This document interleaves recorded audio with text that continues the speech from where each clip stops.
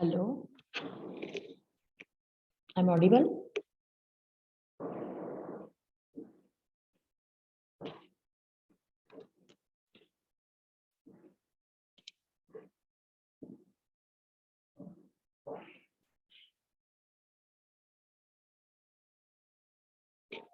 Hello, I am audible to all. Can you listen me? Hello. Okay. So you can go for the chat and you can fill the form, Google form for your attendance. It will be open only for 5 minutes.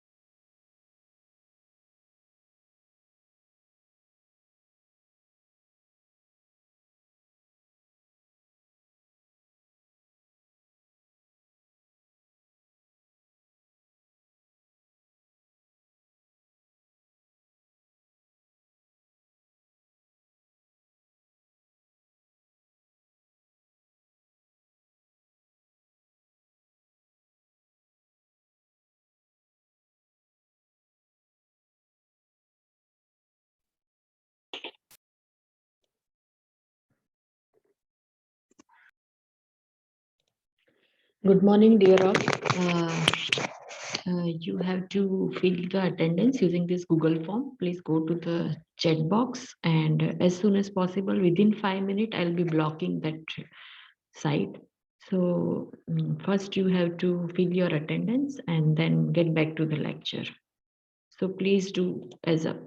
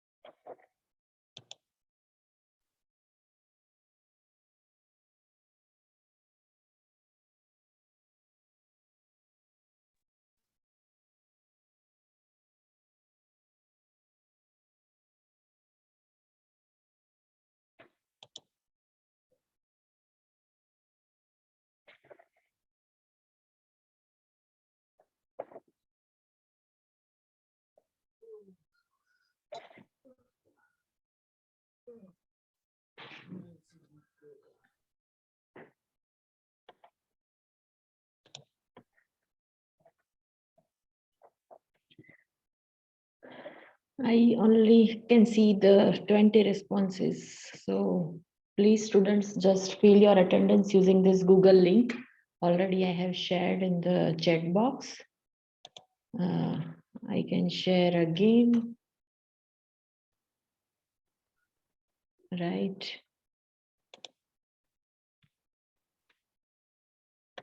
So you can use that, and I logged the attendance Google form at 12:30. So after that, I'll not be responsible for your attendance. So every time in my lecture, you have to fill the attendance within 5 minutes.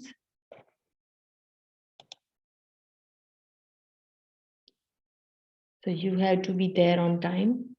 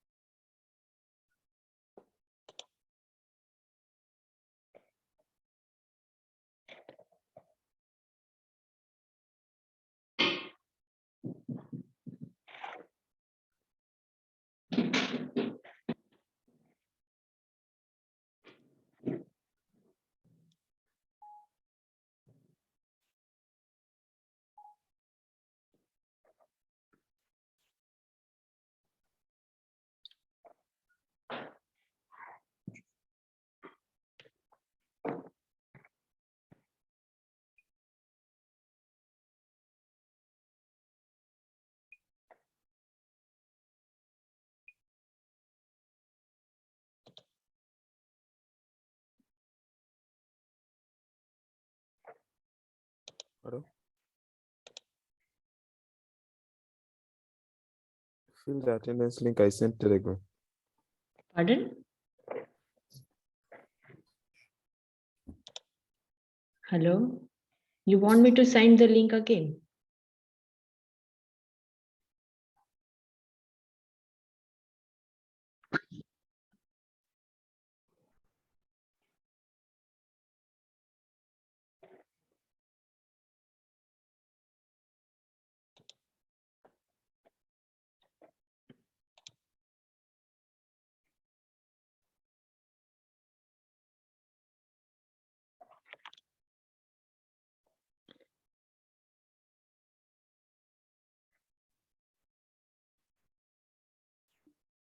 How many students are there in class 1 and class 2, A and A1 and A2? There are only 48 participants. Can anyone let me know, please?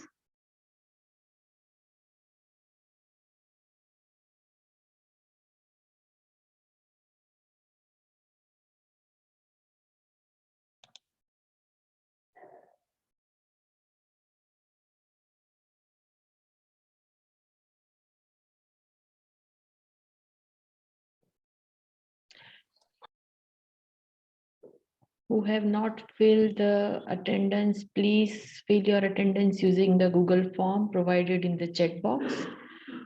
Still 1 minute left. I logged the form on 12:30.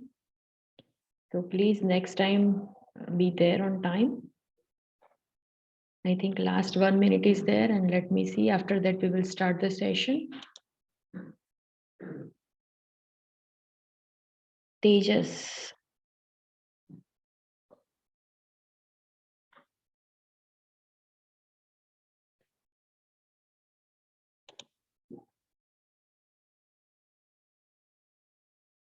Yeah, I'm sharing the link again. Okay. So now using this link, you can fill the attendance. Okay, now it's 12:30 and I'm blocking the link. Now, I think I should not.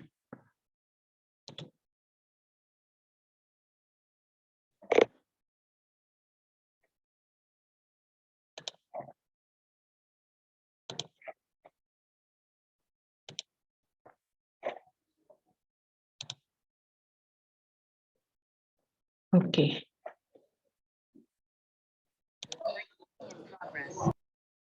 Okay, so good morning, guys. This is Dr. Sejal Shah. I think I have taken the one lecture in SA1, but SA2. Are there any students from SA2, right? How many students are there from SA2 over here? Okay, okay. So let me introduce first myself because this is your first lecture to the international student as well the SA2 students. This is Dr. Sejal Shah. I'm the new faculty, joined a week ago here at your department. And I did my B.Sc Biotechnology, M.Sc Biotechnology, and PhD Biotechnology from Sardar Patel University. I have pursued my PhD Biotechnology with the Women Scientist Award from DST. In 2020, I have joined Ohio State University for my postdoctoral fellowship and was selected at India's top 10 women scientists for the cancer research. And I have worked in uh, the field of oral cancer, cervical cancer, breast cancer, and pediatric leukemia. So my expertise is cancer genetics, cancer transcriptomics, cancer metabolomics. And nowadays, I'm working on nanotechnology as well. And my field of interest mostly that is the stem cells and iPSCs, induced pluripotent stem cells. Even my PhD students and my dissertation students, they are also working on nanotechnology. Recently, we have started since last 1 year, we have started work on COVID. That is COVID omics. Different scientists from international platform, we are sharing the one group where we are working on the COVID to solve the different mysteries of the COVID. So I'm leading the genomics team. So yes, here I will take your lectures of medical microbiology and already SA1, I have taken the one lecture regarding the antibiotic resistance, but the same topic I have to take in the SA2 as well. So for SA1, that will be the repeat class, but yes, it's good always to repeat the things. So I will start from the initials. What is the antibiotic and what is the antibiotic resistance? So in the next class, we all are in the same phase or on same platform, right? But please make sure next time you all have to be there on time. 12 till, we will start on 12:20, and you have to fill the attendance on your Google form by 12:30. Right, so don't be late. Okay, so let me share the screen first.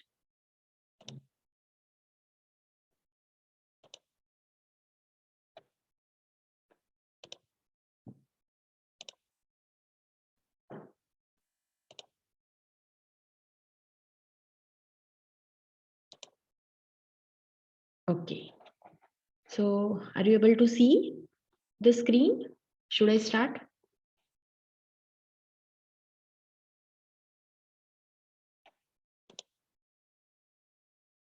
Okay, great. Okay, so what is antibiotic? First, antibiotic is that is the molecule that can uh, kill the live beings, right? Mostly we are talking about the bacteria, right? So it's called the, we can see antibiotic. And what do you mean by antibiotic resistance? In very layman language, first I will make you the understand that what is the use of the antibiotics, why it gives the resistance, what is the rational use of antibiotics, right? So whenever you learn anything, you have to just keep this three things in mind: why, what, and how. Why we are studying this? What is this? And how it works, right? So whenever you are able to give these three answers, so you will be done with your questions. So we all know that antibiotics, that is the molecule that can kill the microorganisms. So if we talk about the antibiotics, so can anybody let me know who is the scientist first invented the antibiotic and which is that antibiotic? Don't chat, just unmute yourself and you can converse with me, because see, this is the online classes and without conversation I am not comfortable. Even you will not learn the things, right?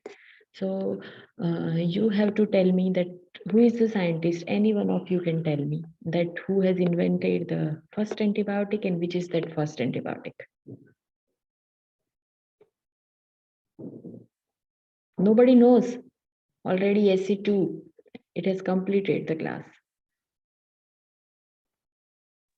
Yes, ma'am. Alexander Fleming, and he found antibiotic penicillin. Scientist का नाम क्या है? I can't hear you. Alexander Yes, Fleming. yes. So what is the history of Alexander Fleming? He was actually working on the Staphylococcus aureus in his lab, and suddenly after a few days he found that certain thing was there, created the zone of inhibition, and it has inhibited the growth of Staphylococcus aureus. So he has identified that molecule, and he has termed that the fungi Penicillium notatum. He named the fungi as Penicillium notatum, and the molecule which he has found, it's called the penicillin, right, which can inhibit the drug. Nowadays in the fermentation industry and all the pharma industry, they are using the Penicillium chrysogenum, that is the mutated strain by which industry can get more and more in the bulky production of penicillin, right? So research is the thing. By chance sometimes you will get your product, right? It's not like every time you have to predict the results. Sometimes you are doing something and you are getting something, so that's called the research. So we can see the history. There has been a continual battle between human beings and multitude of microorganisms that cause the infection and disease. So you all must know the theory of cause postulate, right? What is the scientist name? Is Robert Koch. He has developed the theory one germ, one disease theory. Means any disease can be caused by the specific organisms. Not one organism cause all the diseases, right? Specific disease will caused by the specific disease, right? It's called the one jump, one theory, one jump, one disease theory. And there is a relation between human beings and multitude of microorganisms, which can cause the infection and end up with the disease. So in earlier days, a long back, we don't have the thing like antibiotic, and people were dying like anything, right? You can see the leprosy, TB. Now TB is almost cured, right? Even we have all the drugs, so it's really good for the human beings. But in earlier days, we all were like helpless. In 1945, Nobel Prize, Fleming got the Nobel Prize uh, for his discovery, right? But it is not difficult to make microbes resistant to penicillin in the laboratory by exposing them to concentration not sufficient to kill them. And the same thing has occasionally happened in the body. And by exposing his microbes to non-lethal quantities of the drug, make them resistant. So, what the things can make the microbes resistance? Can anybody tell me what are the things can make the microbes resistant? Say, for example, if I can give you the example, if you are having throat infection, right, and the doctor has prescribed you the azithromycin 500 mg per day, and you have completed your dose, right? And after certain times, after 6 months or 1 year, again, you will develop the same throat infection, and you have taken the same dose without consulting the clinician or doctor, and you will get better, right? Again, after 6 months, you have developed the same symptoms and you are taking the same medicine, and this time uh, your antibiotic is not working. So what happened with the antibiotic was same, the symptoms was same, but why it is not working? So yes, the antibiotic resistance came over here, and your microorganisms and the throat infection, the microbes are there, they are resistant to the azithromycin. Now you need the different drug, right? So this is the best example. Sometimes we will get the overdosed, right? So using that only the resistance, we found the resistance. Okay, so first antibiotic, if we talk about the all the sulfonamides, right? Initially, sulfonamides were using as a drug, but first antibiotic that was the penicillin, and you can see the penicillin has been invented in around 1942-43, and you can see the resistant got after 3 years immediately, right? So overdose of the penicillin and random dose overdose of the penicillin, it has led to the penicillin resistant. The same story applied for the streptomycin. Here you can see in 1944, and here you can see after certain 8 to 9 years, streptomycin also we found the resistance. Same story happened with the chloramphenicol, tetracycline, erythromycin, vancomycin, ampicillin, methicillin, right? Daptomycin. So the story goes on and on and on. Nowadays, we don't have proper drugs, enough drugs we can beat with the antibiotic resistant and antimicrobial resistance. So antimicrobial resistance AMR, it's called the AMR. It is the big challenge nowadays. So people are dying like anything. So not even for the cancer, diabetes, or number of deaths we can observe nowadays due to the antimicrobial resistance, right?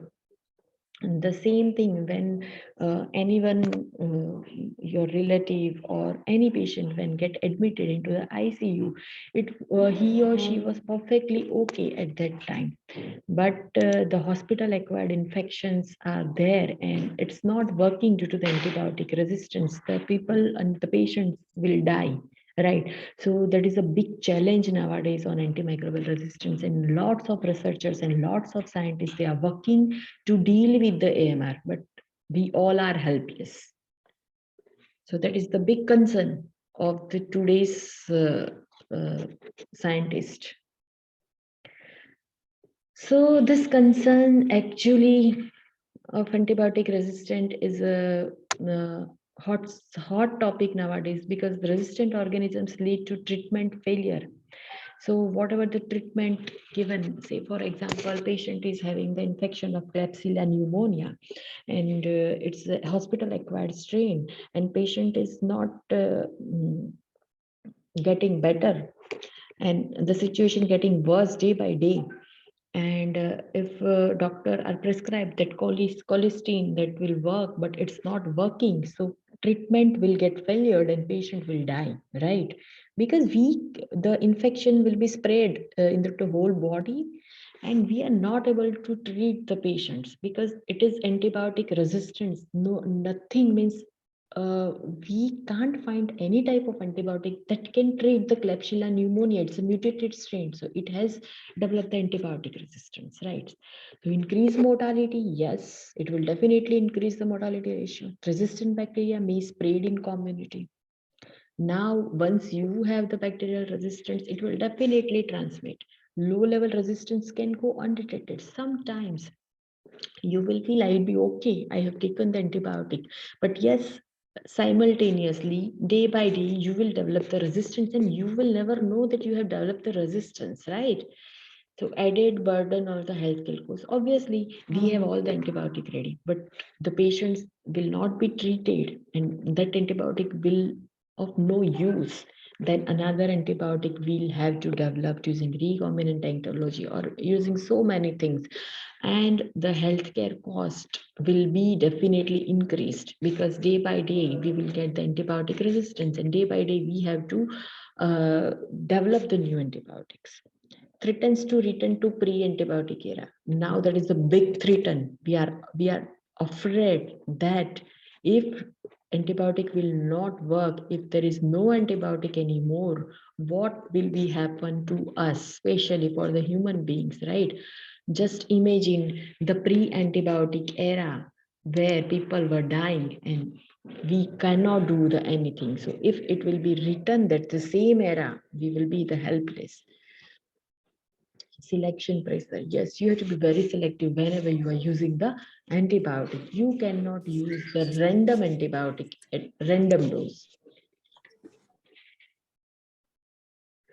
Whenever the antibiotic resistance found, first bacteria, right? It is the responsible. The main cause of the antibiotic resistance is a bacterial strain, right? Sometimes, yes, you will get the antibiotic resistance for the antiviral drugs as well, right? For cancer cells, for fungi, but mostly we are concerned about the bacteria. Why? Because the majority of the disease, they are caused by the bacteria, and the bacterial doubling time, the strain doubling time is, it's too faster, right? So it's really difficult to treat the bacteria within stipulated time. So mostly we are concerned more about the bacteria apart from viruses, fungi, or cancer cells. Because if we say the latest example of the COVID-19 virus has the replication, specific replication period, right? After 11, 12 days, replication will be slowed down and you will get automatically fine. But in the case of bacteria, it will multiply by we can say doubling time is faster, right? So you cannot handle the bacteria.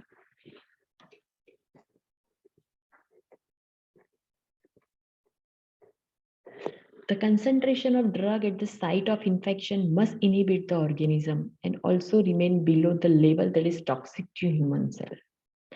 Whenever you use the, just a minute.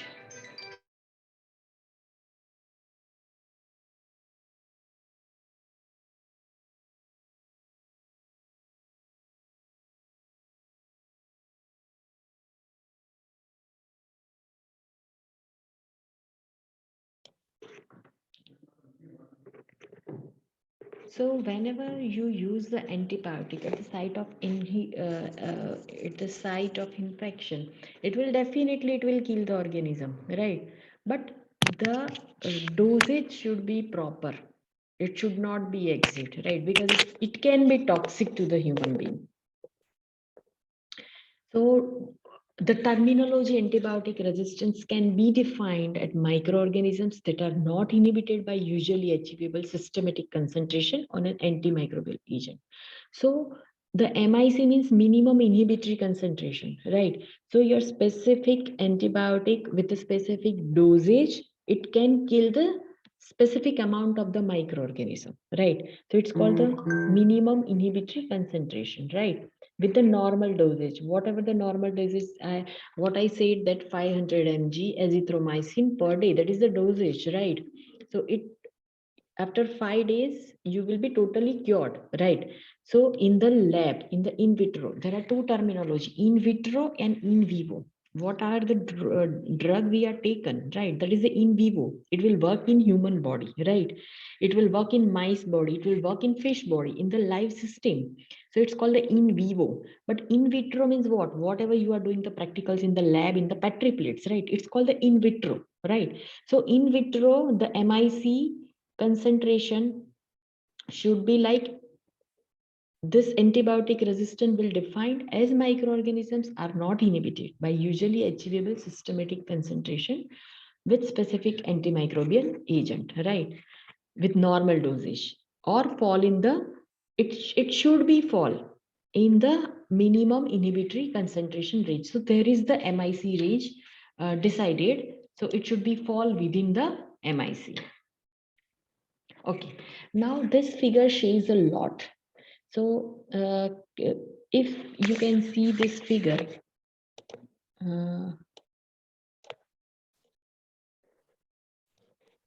this is the normal, we can say strain. Manlo, this is the E. coli, right? And this E. coli, if we apply the antibiotic, it will die, right? But what happened when it is mutated? Certain times, constantly you are taking the, after certain generations it will get mutated by itself, right? When it is mutated, the same antibiotic will not work and it will survive and it will produce the progeny. uh, so it continues to reproduce and produce progeny that resist antibiotics used to treat it. So you will think that we are taking the antibiotics, though the strain, why it is not getting the killed, but it is mutated strain. It is no more longer working, right? So whenever you learn the mode of action of antibiotics, then you will come to know how antibiotic will work, right? But the thing is, in nutshell, you have to remember whenever the strain will be mutated. So it will definitely, it is not going to kill the microorganisms. Certain myths are there regarding the antibiotic resistance. That antibiotic cause organisms antibiotic resistance, right? And antibiotic resistant organisms are more virulent. So yes, somewhat is true, but somewhat it's like not true. The truth is antibiotics select out the resistant strain, right? Due to antibiotics only we can come to know the resistance strain. Whenever you take the antibiotics and it will not work, then only we can select, okay, this is the resistance strain, right? Now we have to go for the one new antibiotic. Faulty use of antibiotics or widespread use of antibiotics increases the probability of such selection. Whenever you use C, you have to supposed to go for the azithromycin 500 mg per day, but you are taking the tetracycline. That is a faulty use, right? Doctor have prescribed you, or by your you nowadays what students and what guys they are doing, they are doing Google. Don't go for the Google, right, to find out the drug. So Google is not your doctor. You have to always consult to your doctor, and then only you can take the antibiotic. In India we are getting the antibiotic on medical store, but in foreign countries, if you go to US and you ask for the antibiotic, they will not prescribe, they will not prescribe you. Even without prescription you will not get from this antibiotic from medical store. So you will never get such antibiotic randomly. Here we are getting easily antibiotic anywhere, right? So widespread use of antibiotic. That's why here we can say widespread use of antibiotics increases the probability of such selection. So in India, mortality rate ratio is very high because we are using randomly. We are using faulty, right, antibiotics. So antibiotic resistant strains appear to be uh, more virulent because we cannot kill them or stop their growth. antibiotic resistant strain appear to be more virulent. Whenever the strain get virulent, right, we cannot kill them or we can't stop their growth. Now the mode of the action. What is the mode of the action of antibiotic? If we talk about the mode of the action of the antibiotic, it means different antibiotic has different mode of action. So we all know that bacteria is having, there are if we talk about the bacteria, right, bacteria is having the cell wall. We don't have the cell wall. We falls under the category of eukaryotes, right, and the bacteria falls under the category of prokaryotes, right. Prokaryotes means what? Whenever you have the terminology, you have to break down it. Prokaryotes is the Greek word. Pro means false and karyotes means nucleus. There is a false nucleus or yet to develop the nucleus. It's called the prokaryotes. While eukaryotes means U means true and karyotes means nucleus. So true nucleus, having the true nucleus, it's called the eukaryotes. So if we talk about the bacteria, how antibiotic can kill the bacteria? So here we can. Hello. Hello.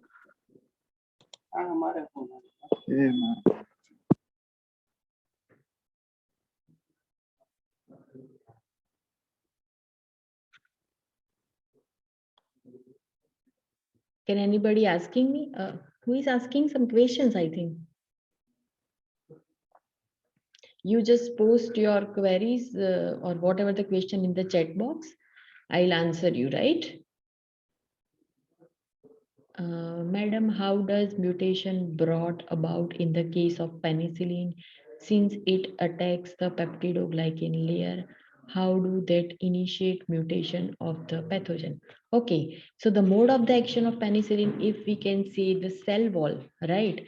So how it can, so whatever your mutated strain is there, it will not target your cell wall, right? So it will not find the cell wall, it will not find the binding site, right? So definitely your penicillin what will not work. So that's what this I am explaining this slide, right? Your question, your answer to your question will come now. So yes, where we were, prokaryotes and eukaryotes. So eukaryotes, we falls under the category of eukaryotes, and the prokaryotes, bacteria falls under the category of prokaryotes. So bacteria is having the cell wall. So most of the drugs, right, most of the antibiotics works on the we can say mode of action is the cell wall. So here we can see the cell wall synthesis. It will stop the synthesis of the cell wall. Whenever the synthesis of the cell wall will stop, the mode of action of the penicillin, it will not work. Here you can see, right?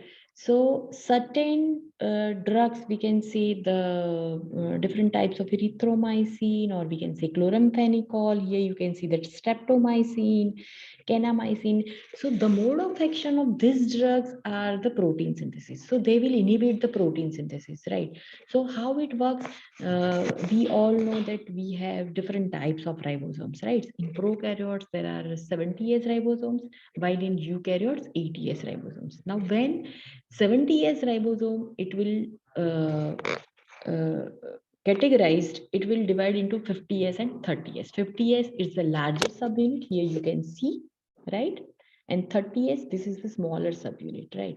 So now what happened? Protein synthesis, your mRNA will lies over here and you will get the peptide chain from out of this, right?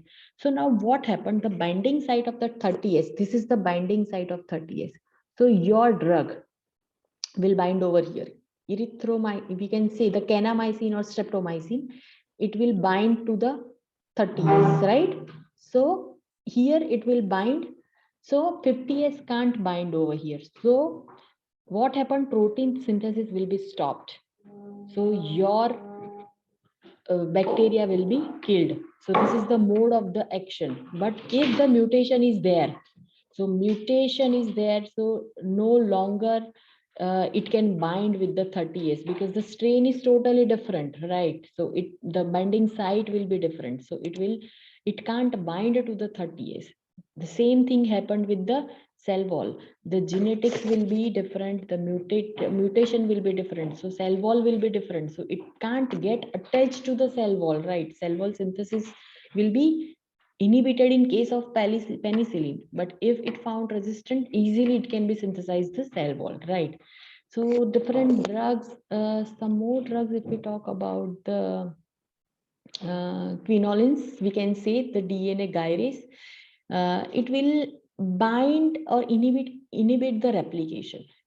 Here, rifampicin, if we talk about the rifampicin, it will inhibit the transcription. It will, quinolines, it will inhibit the replication.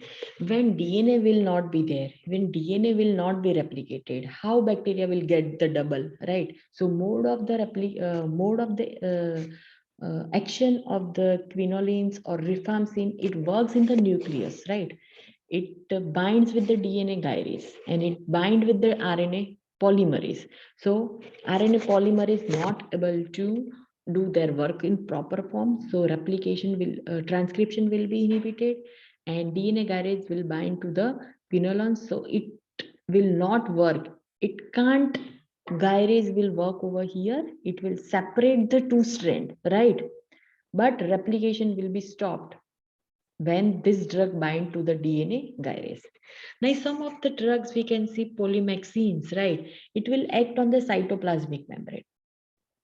So your cytoplasmic membrane will be porous or it will be leaked. So bacterial cell will be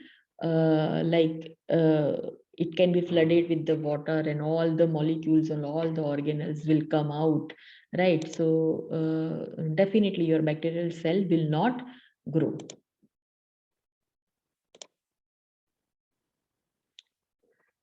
So there are two types of antibiotic. The now mode of action, we have seen the mode of action. There are 3 to 4 types of mode of actions. It will act on cell wall, it will act on your ribosomes, it will act on your nucleus by interfering with replication, interfere with transcription, and interfering with translation, which happen in the cytoplasm. And some of the drugs can interfere with the cytoplasmic membrane as well, right? So that is the mode of the action. Now, what is the mechanism behind this? Antibiotic resistance, how develop? What exact mechanism can play a role, right? So there are 2 types of mechanism. First is natural. Naturally, see, even we have the mutated progenies, right? Even if we talk about the eukaryotes, the natural theory, Darwin has given the theory that we can say evolution is there, right? So due to evolution, intrinsic mutations are there. So that is a natural and acquired. Acquired means using different genetic methods, using recombinant technology, or some of them are playing with the genetics, and we can acquire the antibiotic resistance. And when we play with the genetics, it again divided into different types like chromosomal methods. We can see mutations, we can create the mutations, we can acquire the antibiotic resistance, or we can see extra chromosomal methods, and that is due to the plasmids. Plasmids are the extra chromosomal DNA present in the bacteria. So using the chromosomal and the circular DNA, we can acquire the antibiotic resistance. But generally, honestly speaking, the intrinsic, naturally antibiotic resistance are developing day to day, and it's like it will be blast one day.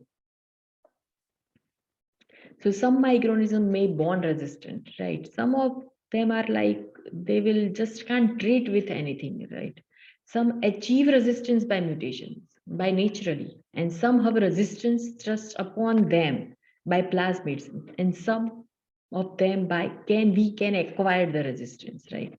So if we talk about the intrinsic resistance, it occurs naturally, right? Leg target, we can see the certain types of bacteria, they doesn't have the cell wall, right?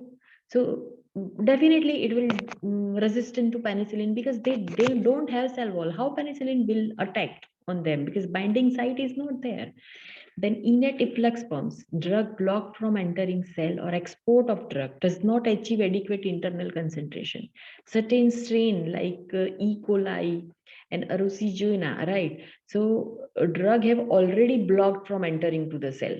So it can't enter into the cells. So innate efflux pumps will be not working. So drug inactivation in Klebsiella, drug definitely it will not active for the Klebsiella. Certain drugs, if we talk about the different species, so naturally they found the resistance. If we talk about the acquired resistance, so certain mutations, yes. Now, you should know the definition of mutations, right? Different types of mutations are there. There are point mutations, there are frame shift mutations, there are deletions, there are insertions, there are SNP, single nucleotide polymorphisms. So different types of mutations are there. So for that, first you need to understand the molecular biology. What is DNA? What is nucleotide? What is mutation, right? I hope you all are well aware about the nucleotides, DNA, and mutations, right? If anyone has doubt, can chat with me or can ask in between the lecture, because without knowing the genetics of the bacteria and without knowing the molecular biology, you will not understand how mutations can affect the resistance and how it will acquire the resistance, right? So basically, it refers to the change in DNA structure of the gene. So whatever the DNA carries by the bacteria, right? So you all must know that E. coli has certain genetics, where Klebsiella has certain different genetics, where Staphylococcus aureus has certain different genetic strain, right? So genetics is different, DNA is totally different, right? For the different types of strain. So it occurs at a frequency of 1 per 10 million cells. So whenever mutation occurs, so what is the rate of the mutation? Mutation means the base of the genetics, whatever the base, nucleotide base of the DNA, it can altered, right? When A pairs with T and T pairs with G, A pair with T and C pairs with G. So instead of G, if A pair with C, right, it's called the mutation, because your amino acid will be changed, right? And your protein will be changed, so it will be mutated. So this is just a simple example of single nucleotide polymorphism. There are different types of mutations. Some of the DNA fragment can be, we can say, deleted from the gene, and some of the fragment can be inserted into the gene, so definitely it will be mutated. So what is the frequency? 1 per 10 million cells, that is the frequency of the mutation, right? Say, for example, Mycobacterium tuberculosis, Mycobacterium leprae, right? These are the different strain, and mutants have reduced susceptibility. Yes. Whenever you will find the mutants, right? Different types of strain mutants, it has reduced they are not susceptible now anymore. Okay. So what is plasmid? You should all must know that plasmid is this extracircular DNA, extra chromosomal DNA that is double circular, right? And there are certain key features of the plasmid that it can replicate independently. There is no need, it is not linked with the chromosomal DNA. It has its own replication site, right? And freely in the cytoplasm. It carries gene of the resistance, certain resistant genes. Say, for example, penicillin, antibiotic resistant gene, any antibiotic resistant gene, penicillin resistant, streptomycin resistant, but it has that resistant genes are called the R plasmids, right? So you have to remember what are the R plasmids. These R genes can be readily transferred from one R plasmid to another plasmid or to the chromosome. Yes, it is easily transferable. Much of the drug resistant encountered in clinical practice is plasmid mediated. So whenever in the pharma industry, in the R&D department, whenever they are producing any antibiotic or any proteins, say for example insulin or interferon, the selection procedure based on the antibiotic resistance gene, right? So much of the drug resistance encountered in clinical practice is plasmid mediated. So we all know the gene transfer in bacteria, right? So what are the different gene transfer system? So you all must know that the genetic transfer from bacteria, one bacterium to another bacterium, is mostly due to three processes. Which are the three processes? One is conjugation, transduction, and transformation, right? So now what is the conjugation? Using the sex pili, right? One genetic material can be transferred to the another bacterium. Transduction, specific gene using the viral particles, right? And transformation, you have to make a competent cells and then only you can transfer the genes. We will learn this in detail. What are these three steps? We cannot go through for the one slide.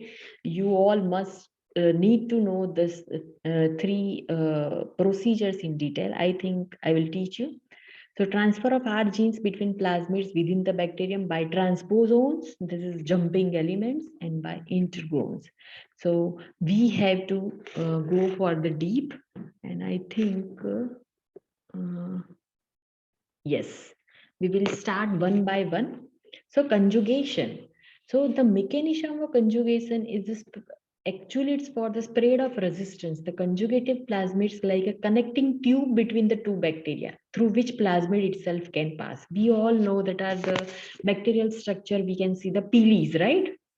Pilis are the extension of the bacteria, hair-like structures. It's called, there are two types of pili, asexual pili and sex pili.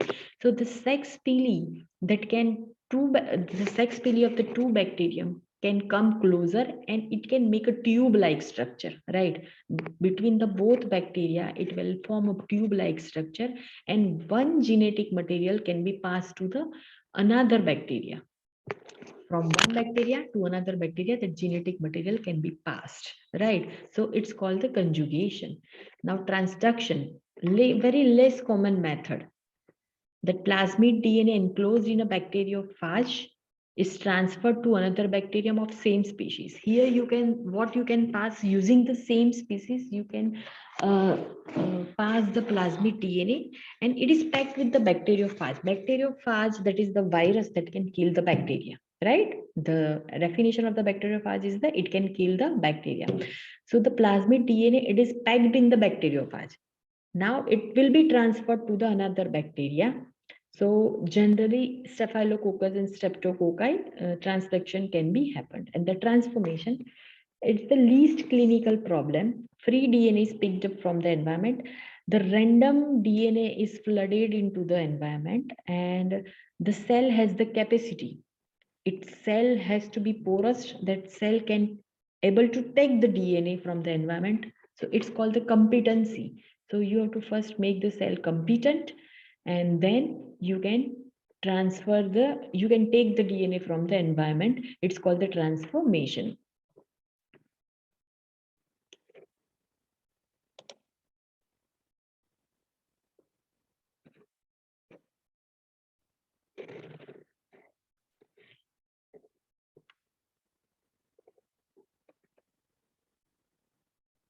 I think from the next lecture, we will start from this transmosomes, right?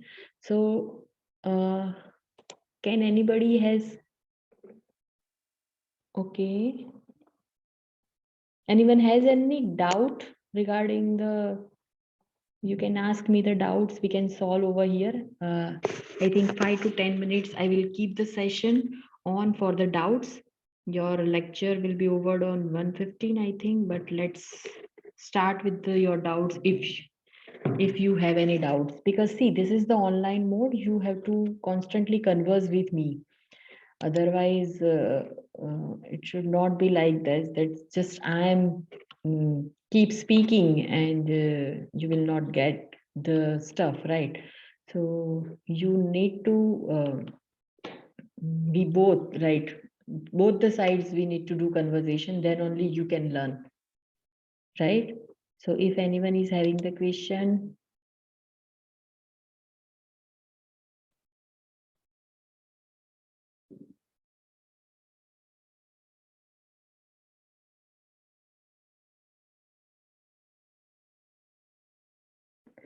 Okay.